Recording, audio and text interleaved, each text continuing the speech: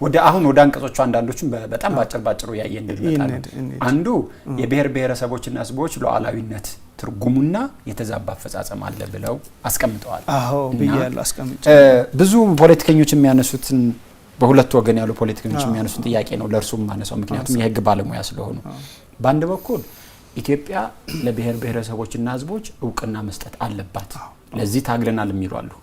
በሌላ በኩል ኢትዮጵያውያንን እንደ ህዝብ እውቅና እንደ አንድ ህዝብ እውቅና እንስጥ የአንድ ህዝብ ሀገር ነች ነገር ግን ማንነታቸው ባህላቸውና ቋንቋቸው መከበር አለባቸው የተለያየ ቋንቋ መናገራችንን ህዝቦች ወይም ብሔር ብሔረሰቦች እንድንባል አያስችለንም የሚል ሁለት የፖለቲካ አሰላለፍ ነው ያለው።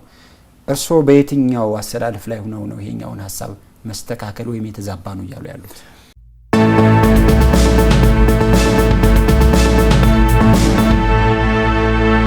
ጤና ይስጥልን ክቡራን ተመልካቾቻችን የዚህ ሳምንት አንድ ድል ፕሮግራማችን በኢትዮጵያ የፖለቲካ አውድ ውስጥ በተለይም ደግሞ ከዛሬ 20 እና 21 ዓመት በፊት በነበረው አውድ ውስጥ ስማቸው የሚታወቅ እና እስካሁን ድረስ የሚነሳ ነው።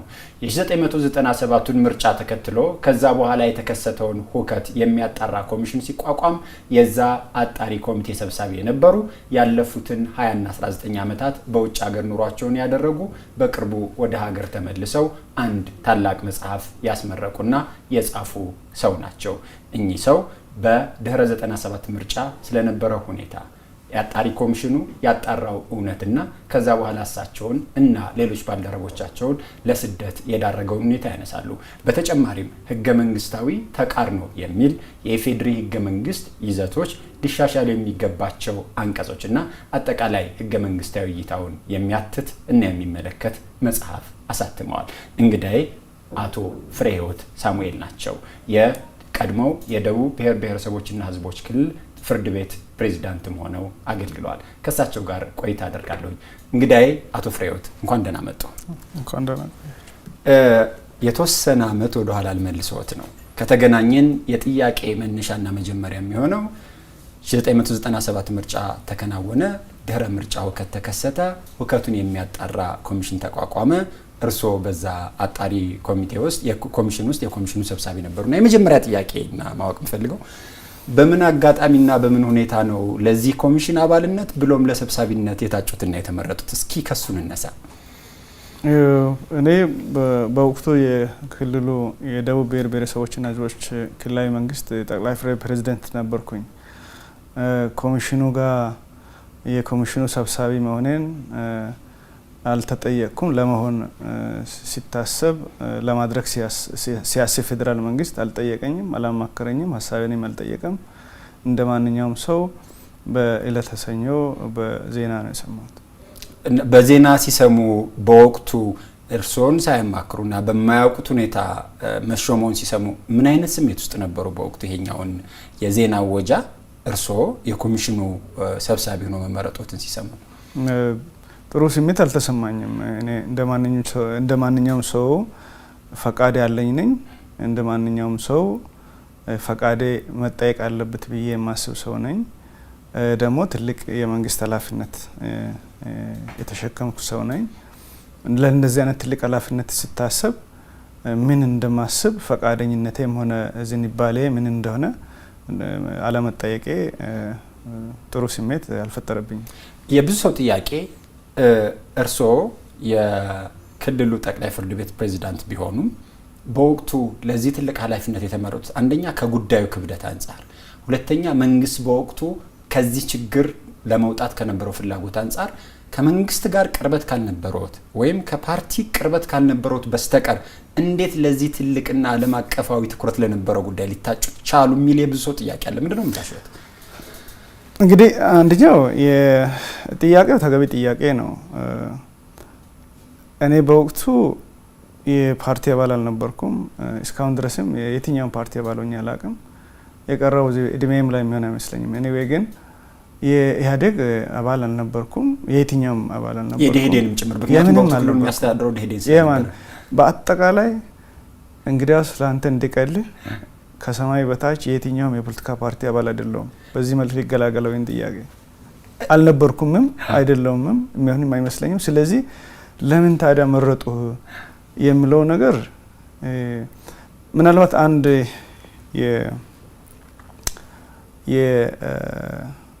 የስዊዘርላንድ አምባሳደር ያለኝን ቢናገር ነው የሚሻለው የሚመስለኝ። እሱ ስለኔ ብዙ አጥንቷል አስጠንቷል ይመስለኛል። ከጥያቄው እንደተረዳሁት ፈልጎ አግኝቶኝ አይ ቲንክ በአንተ በኩል ኒውትራል ሰው መሆኔን ህዝቡ የተረዳ ስለሚመስለን በአንተ በኩል ይህን ነገር ቢያስወስኑ ተቀባይነት ያገኛል ብሎ መንግስት ሳያስብ አይቀርም እሱ ያለኝ ነው ትንሽ ትርጉም ይሰጠኝ። ከዛ ውጭ ግን አላቅም ለምን እንደፈለጉኝ። አንደኛ መጀመሪያ የእርሶ ፍቃድ አልተጠየቀም፣ ከእርሶ ጋር ምክክር አልተካሄደም፣ በዜና ወጃ ሰሙት። ከዛ በኋላ ኃላፊነቱን እንዴትና ለምን ተቀበሉት ነው ጥያቄ። ኃላፊነቱን ከአንዴ የዚህ ጉዳይ ኃላፊ ነው ከተባልኩ በኋላ በአገር በፓርላማ ከተወሰነ በኋላ በማስ ሚዲያ ከተነገረ በኋላ ይህን ኃላፊነት አልወስድም ብሎ አተካራ ውስጥ መግባት እኔ ብዙም ተገቢ መስሎ አልተሰማኝም።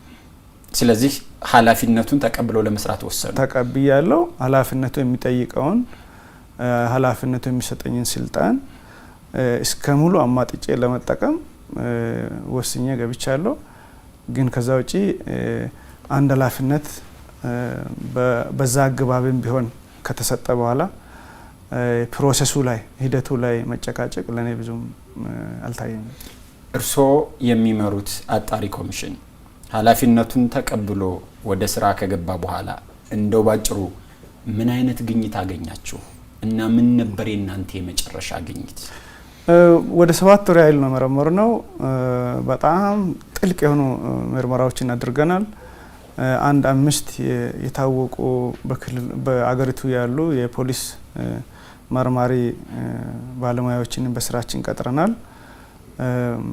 ከዛ 7 ወር ከመረመርን በኋላ ከ1300 በላይ ምስክሮችን ሰምተናል። ከ16000 በላይ ሰነዶችን ገጽ በላይ ሰነዶችን ሰብስበናል። በጣም አድካሚ የሆነ የሰነድና የሰው ማስረጃ ሰብስበን መጨረሻ ላይ የደረስነው ድምዳሜ መንግስት ተመጣጣኝ ያልሆነ እርምጃ ወስዷል። በወቅቱ ከምርጫ በኋላ የነበረ ሁከት ነበረ፣ ምርጫው ተጭበርብሯል በሚል እነዛ ላይ መንግስት ኢላፊ እርምጃ ወስዷል። ያ ማለት ያልተመጣጠነ የሰብአዊ መብትም የያዛቸው ሰዎች ላይ ጥሰት ፈጽመዋል እና ደግሞ የሞቱ ሰዎችን ቁጥር መንግስት እንደሚለው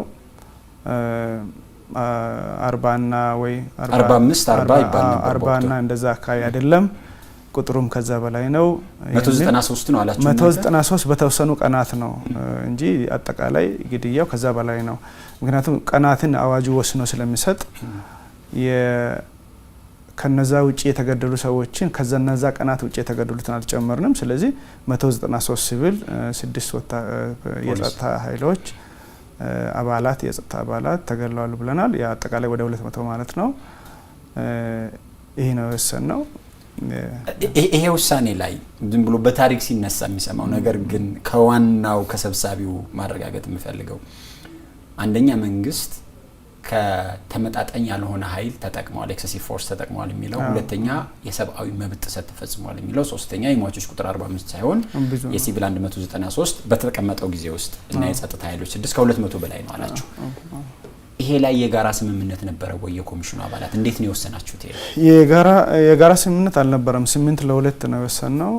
ስምምነታችን ተመጣጣኝ አይደለም ብለናል። ሰብአዊ መብትም ተጥሷል ብለናል። የሰዎች ቁጥር ላይ ልዩነት አልነበረንም። የሟቾች ቁጥር ላይ የደረሰው ንብረት ጉዳትም ላይ ልዩነት አልነበረንም። ፋክት ነው እሱ ነገር ማለት ጥሬ ሀቅ ስለሆነ ማለት ነው። 8 ለ2 ነው የወሰነው። ስምምነታችን ተመጣጣኝ አይደለም፣ የሰብአዊ መብትም ተጥሷል ብለናል።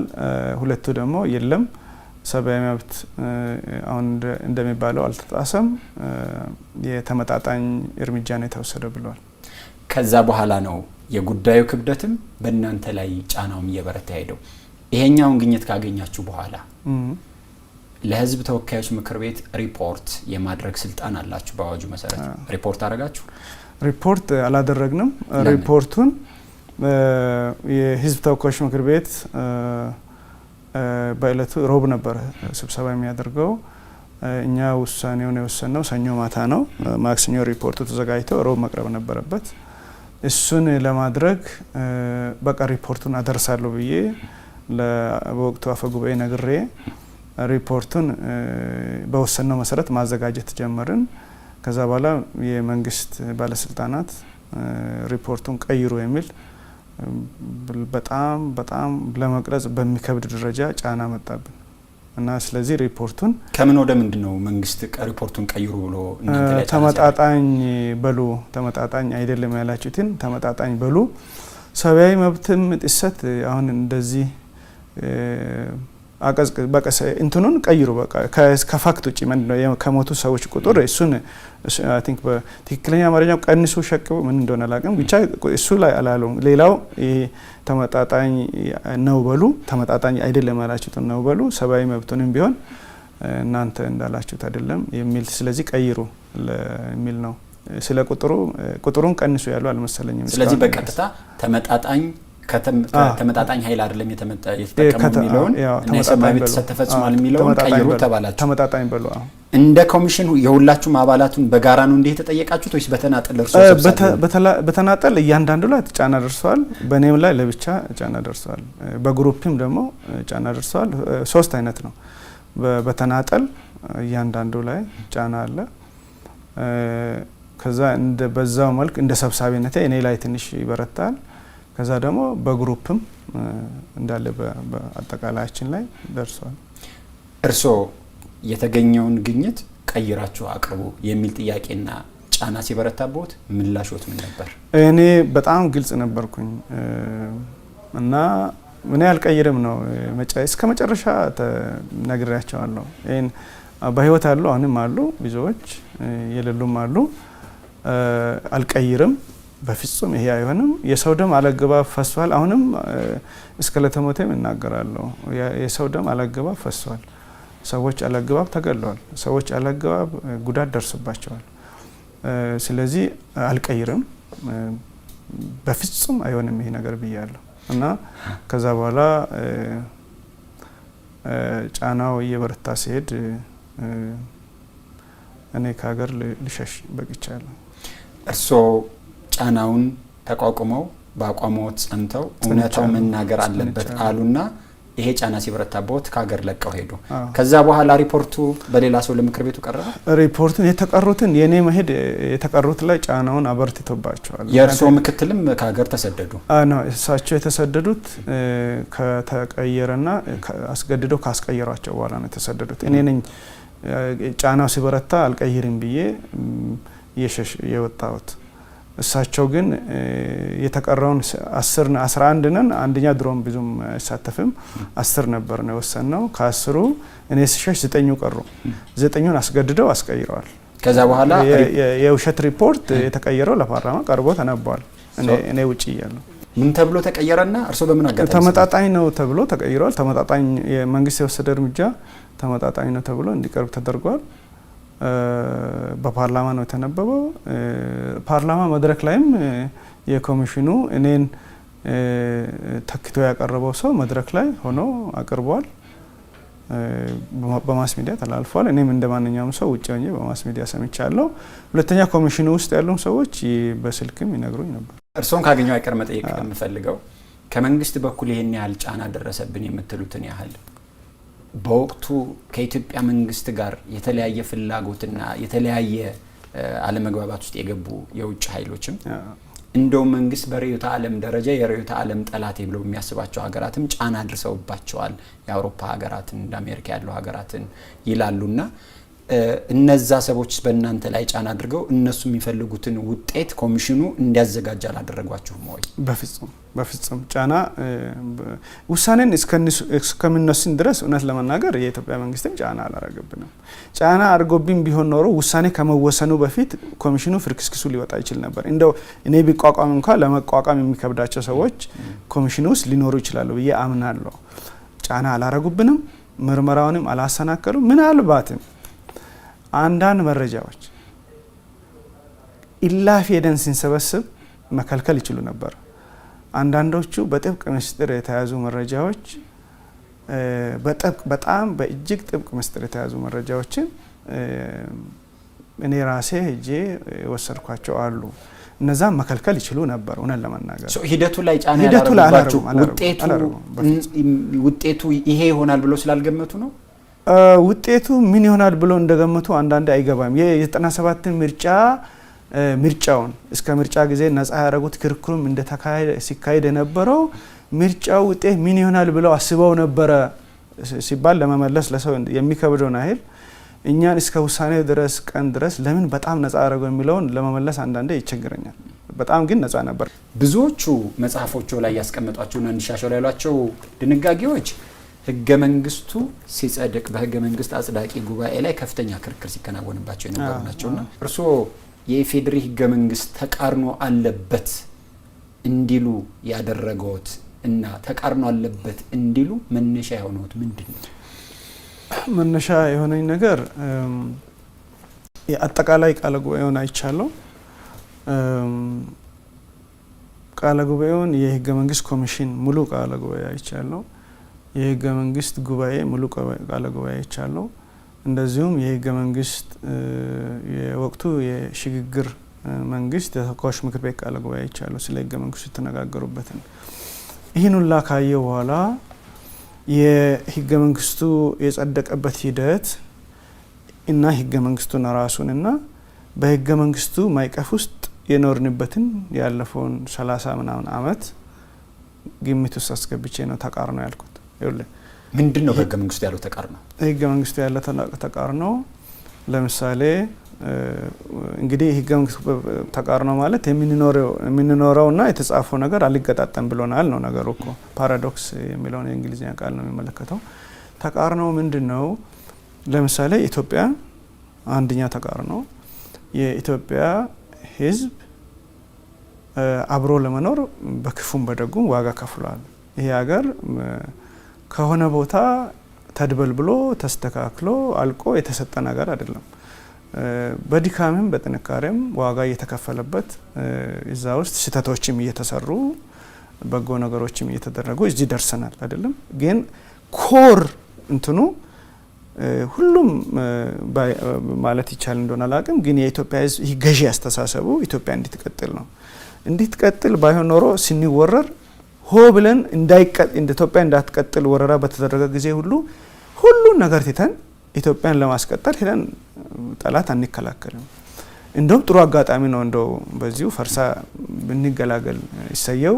እንደው ሳንለፋ የውጭ ጠላት መጥቶ አፈረሰልን ያልንበት ጊዜ የለም። ሁሌም እንደዛ ነው አይደለም።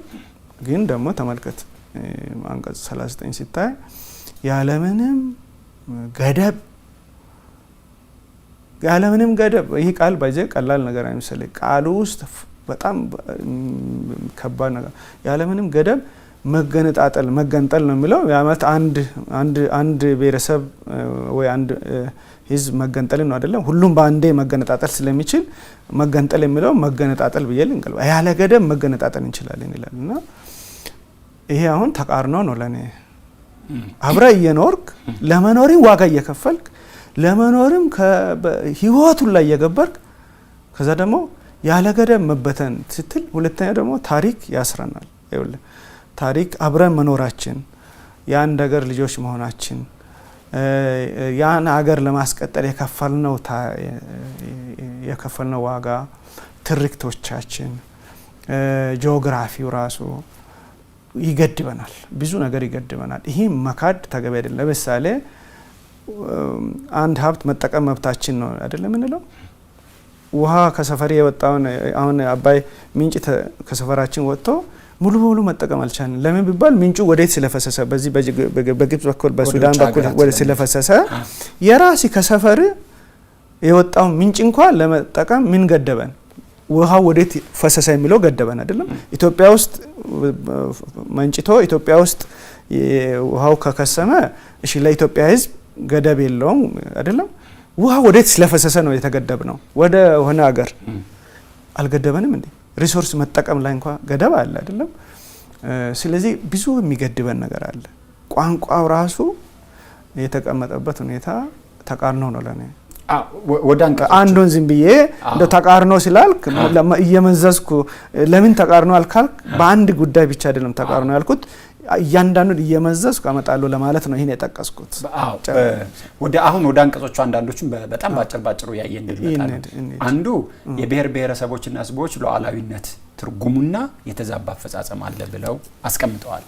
ብያለሁ አስቀምጬ ብዙ ፖለቲከኞች የሚያነሱትን በሁለት ወገን ያሉ ፖለቲከኞች የሚያነሱትን ጥያቄ ነው ለእርሱም ማነሳው ምክንያቱም የህግ ባለሙያ ስለሆኑ በአንድ በኩል ኢትዮጵያ ለብሔር ብሔረሰቦችና ህዝቦች እውቅና መስጠት አለባት ለዚህ ታግለናል የሚሏሉ በሌላ በኩል ኢትዮጵያውያንን እንደ ህዝብ እውቅና እንደ አንድ ህዝብ እውቅና እንስጥ የአንድ ህዝብ ሀገር ነች ነገር ግን ማንነታቸው ባህላቸውና ቋንቋቸው መከበር አለባቸው የተለያየ ቋንቋ መናገራችንን ህዝቦች ወይም ብሔር ብሔረሰቦች እንድንባል አያስችለንም የሚል ሁለት የፖለቲካ አሰላለፍ ነው ያለው እርሶ በየትኛው አሰላለፍ ላይ ሆነው ነው ይሄኛውን ሐሳብ መስተካከል ወይም የተዛባ ነው ይያሉ ያሉት?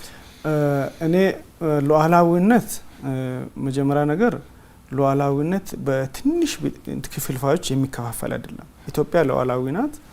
ሉዓላዊነት ማለት በራስ ካንተ በላይ ማንም የማይወስን በሀብት ላይ በመብቶች ላይ ሁሉን ነገር ላይ የመወሰን የመጨረሻ ሙሉ የሆነ ስልጣን ማለት ነው። እንደው ዝም ብሎ ለተመልካች በሚቀል መልኩ ገልጬ ነው ይስተነተን ብዙ ነገር ይወጣዋል። ይህን ካልኩኝ እኔ አሁን ስለ ብሔር ብሔረሰቦች ያነሳው የብሔር ብሔረሰቦች መብት መከበር አለበት። ይህ ሀገር የብሔር ብሔረሰቦች ሀገር ነው። ሁለተኛ ይሄ መብታቸው ያለምን እንትን መሸማቀቅ ባህላቸውን ቋንቋቸውን የሚናገሩበት በራሳቸው ማንነት የሚኮሩበት መሆን አለበት።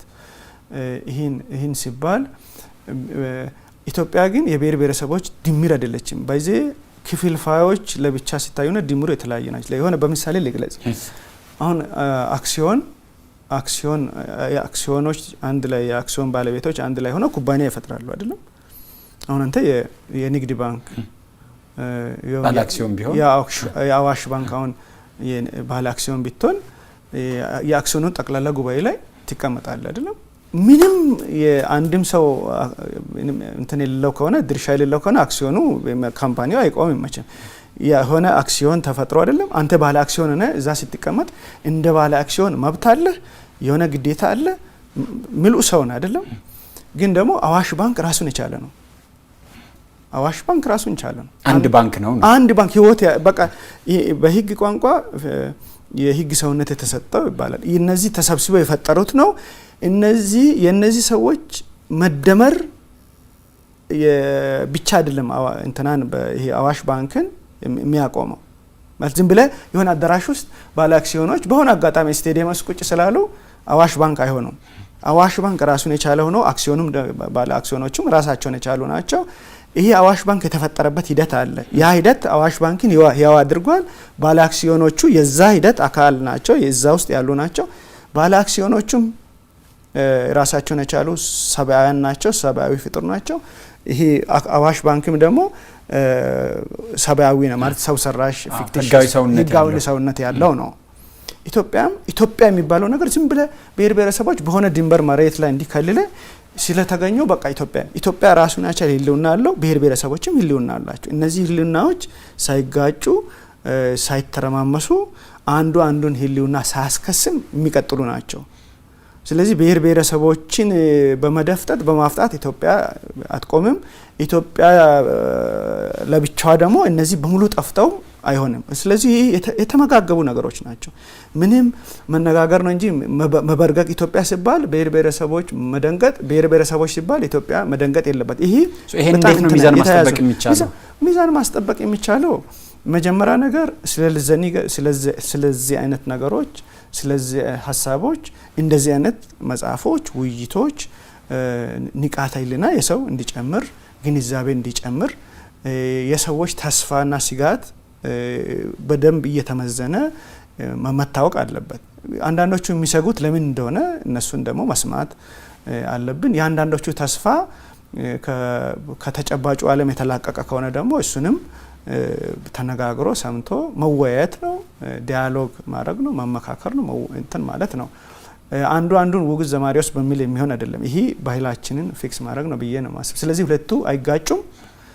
ብሔር ብሔረሰቦች መብታቸው ሊጠበቅ ይገባል። በራሳቸው ስብዕና ሊኮሩ ይገባል። በባህላቸው ሊኮሩ ይገባል። ይሄ ሲባል ኢትዮጵያን በመድፈቅ እና ኢትዮጵያዊነትን በመደፍጠጥ ውስጥ የነሱ ይሉና ሊከበራች። ምክንያቱም የአዋሽን አጥፍተን አክሲዮኖች እንኖራለን ካሉም አይሆንም። አክሲዮኖች ጠፍተው አዋሽም ሊኖር አይችልም። ቅድም እንዳል ሁለቱም የተለያየ ህልውና ግን ደግሞ የተሳሰሩ ህልውናዎች ናቸው። ልክ ባክስ በጣም የሚቀለኝ ምሳሌ ስለሆነ የተያያዙ ናቸው።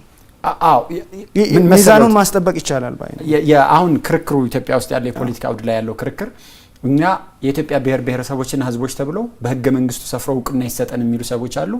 እኛ የኢትዮጵያ ህዝብ ወይም ደግሞ የኢትዮጵያ ህዝብ ተብሎ በህዝቡ ውስጥ ብሔር ብሔረሰቦች ስላሉ እውቅናው በዛው ተመልሷል የሚሉ አሉና አሁን ሁለቱ ላይ ነው ያለው ልዩነት። እርስዎ ይሄን መጽሐፍ እንደጻፈ ህገ መንግስቱን እንዳጠና ህገ መንግስታዊ ጉዳዮችንም እንዳጠና ሰው የቱ ትክክሉ ነው አገራዊ አንድነትና ትክክለኛ አገላለጽ ሊያመጣ ይችላል?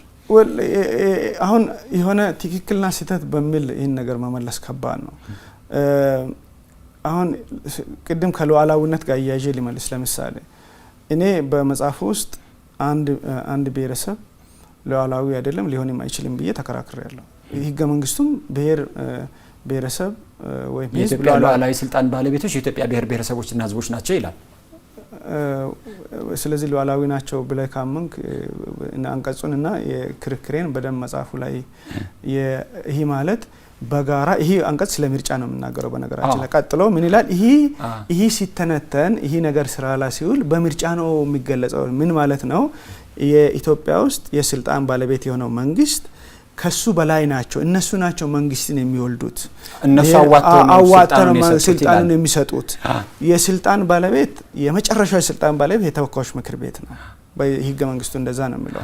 የተወካዮች ምክር ቤት ነው። የተወካዮች ምክር ቤት ማን ነው ከሱ በላይ ሆኖ ይህን የወለደው? ከምን ማይፀን ውስጥ የወጡ ናቸው ሲባል ከብሔር ብሔረሰቦችና ህዝቦች። ስለዚህ የኢትዮጵያ የመጨረሻው ወሳኞች በብሔር ብሔረሰቦች በጋራ ነው። በጋራ ማለት በወል እንጂ አንድ ብሔረሰብ ተነጥሎ ከዛ ውስጥ ሉዓላዊ ሊሆን አይችልም። ሉዓላዊነት የሀገር ነው። ይህ ሉዓላዊነት በጋራ በተግባር ሲገለጽ እነዚህ መርጠው በመምረጥ የሚወክሉት የህዝብ ተወካዮች ምክር ቤት በኩል ይገለጣል። ስለ ምርጫ ነው ያንቀጽ የሚያወራው። ቤዚካሊ ህዝብ ሉዓላዊ ነው የሚባል እዚህ ሀገር ብቻ እዚህ ጋር ብሔር ብሔረሰቦች ስለተጨመረ እንጂ ሁሉም ሀገር ያለ ነው። ፒፕል አር ሶቨሪን ህዝብ ሉዓላዊ ነው የሚል የተለመደ አባባል ነው። የሉዓላዊ ስልጣን ባለቤት ህዝብ ነው። እሱ የተለመደ ነው። አገላለጽ እዛም ሲባል ምን መሰለህ ሌላም ሀገር ሲባል እየተባለ ያለው ከህዝብ ከመንግስት በላይ ነው። መንግስትን መሻር መንግስትን መሾም የህዝብ ነው ከሚል ጋር ከምርጫ ጋር የተያዘ ሀሳብ ነው እንጂ ከምርጫ ጋር ይሄን ነው እንደው በጣም አሳጥረ ልግለጽና ይሄ ያንቀጽ ከምርጫ ጋር የተያዘ ነው። ምርጫውም ማን መንግስትን ይወልዳል፣ ማን መንግስት ይሽራል፣ ይሾማል የሚለውን ነው የሚገልጽ ነው። ስለዚህ ነው ወዲያው ቀጥሎ ይሄ ነገር ይሄ ሉዓላዊ ናቸው ሲንል እያልን ያለ ነው ስለ ምርጫ ነው እያለ ነው ህገ መንግስቱ። አሁን ግን በተግባር እየሆነ ያለው አንድ ክልል ሉዓላዊ ነው ይባላል። አንድ ክልል ሉዓላዊ አይደለም። ሉዓላዊ አለመሆኑን ልንገር ባጭሩ። መሬት የማን ነው? የኢትዮጵያ ብሔር ብሔረሰቦችና ህዝቦች ነው ይላል ህገ መንግስቱ ላይ ከሆነ የሚጠይቁ የጋራ ነው ይላል። እሱማ ነዋት የትኛውም ክልል ላይ ያለ አንድ ስኩዌር መሬት የሁሉም የ130 ሚሊዮን ነው በህገ መንግስት ባይዘ በደንብ ይተመታይታል። የ130 አሁን እዚህ አዲግራት ላይ አንድ ስኩዌር ሜትር ደቡብ ኦሞ ላይ ዳሰነች ጋር ካለ አንድ ግራር ስር ያለ 10 ሜትር ጋር ተመሳሳይ ሁሉም በጣም ረቂቅ በሆነ መንገድ ሁሉም ህዝብ ባለቤት ነው። ይሄ ነው የሚለው የጋራ ንብረት ይላል ባይጄ የወል ብሎ ያስቀምጣል።